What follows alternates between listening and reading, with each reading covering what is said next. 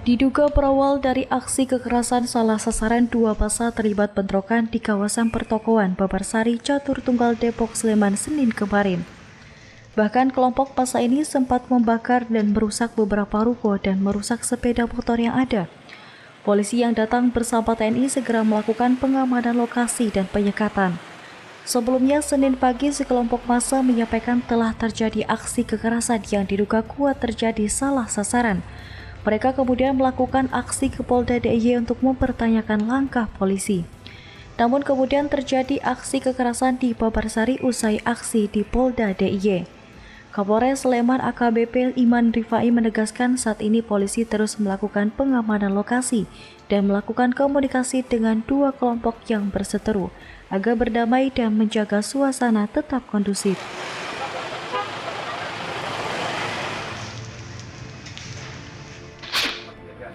Melalui nanti wadah Pelangi Nusantara. Jadi ketika orang pada datang semua, Badan Intelijen Negara Daerah atau BINDA DIY serta Pemkab Sleman mempertemukan para sesepuh masyarakat NTT, Papua, dan Maluku yang ada di daerah istimewa Yogyakarta untuk melakukan mediasi dan rekonsiliasi pasca terjadinya kerusuhan di beberapa titik di Sleman. Dalam pertemuan ini, BINDA DIY bersama Pemkab Sleman tengah menyiapkan sejumlah langkah untuk menangani situasi ini, antara lain mitigasi kesehatan korban luka dengan pengobatan maksimal, pemulihan kerusakan material dan ekonomi, serta penegakan hukum dan pencegahan terulangnya peristiwa. Di tempat terpisah, Polda DIY berjanji akan melakukan upaya penegakan hukum dengan cepat dan diharapkan masyarakat untuk mempercayakan penanganan hukum itu kepada polisi. 3, Yogyakarta Damai Istimewa.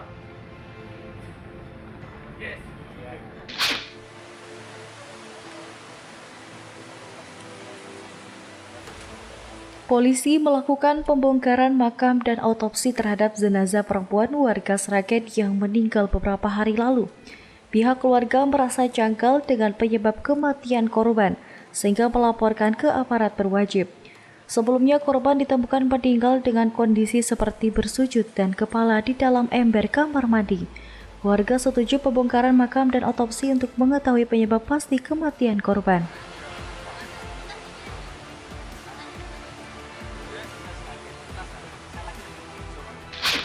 Dan kita selaku kuasa hukum akan mengawal kasus ini sampai tuntas. Seorang pengusaha jasa keagenan kapal yakni PT Sparta Putra Adiaksa atau SPA mengaku menjadi korban mafia pengelola pelabuhan khusus wilayah PLTU Batang dalam bentuk tagihan fiktif kemudian melaporkannya ke polisi. Setelah diproses penyidik, Polres Pekalongan Kota pun menetapkan satu tersangka hingga kasusnya dilimpahkan ke Kejaksaan.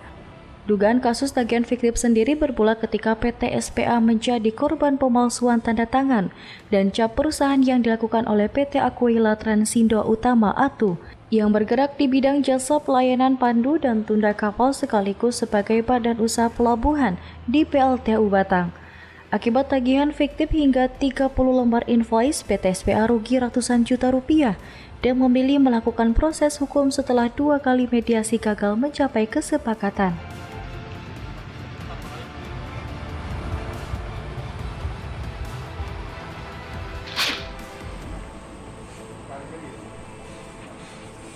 Sebanyak 8 calon peserta didik SMA Negeri 1 Kodal Sragen lewat jalur zonasi menghilang secara tidak wajar dari sistem PPDB SMA SMK.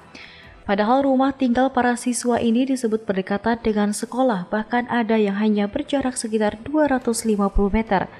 Atas kejadian tersebut, orang tua calon peserta didik melaporkan ke polisi karena menduga ada pihak yang sengaja merubah atau menghilangkan data anaknya.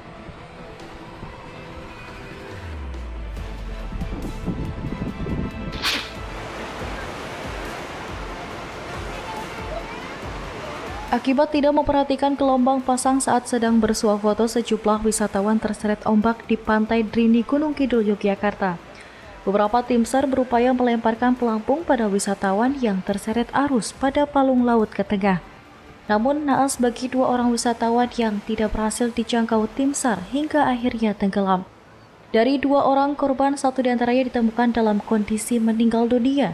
atas nama Rini Hastuti, warga Kuarasan Sukoharjo, sementara satu korban lainnya atas nama Fajar Budi Prakoso masih dilakukan pencarian.